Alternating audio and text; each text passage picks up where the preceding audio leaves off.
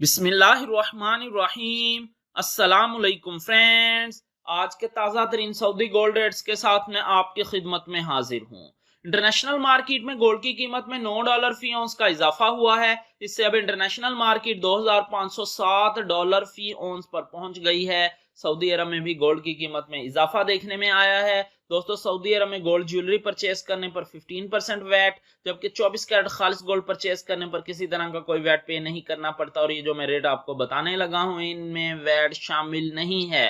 VAT is not included in these rates. आज Saudi Arab में fee on सोने की कीमत है 9,401 रियाल 25 हलाला फी किलोग्राम, यानी 1 kg सोने की कीमत है 3,02,291 रियाल। 18 कैरेट गोल्ड की फी ग्राम कीमत है 226 रियाल 72 हलाला। 18 कैरेट गोल्ड की फी 10 ग्राम कीमत है 2,267 रियाल 18 हलाला। 18 कैरेट गोल्ड की फी तोला कीमत है 2,02,644 रियाल 44 हलाला। 21 कैरेट गोल्ड की फी ग्राम कीमत है 262 रियाल 99 हलाला। 21 कैरेट गोल्ड की फी 10 ग्राम कीमत है 2,629 रियाल 93 हलाला।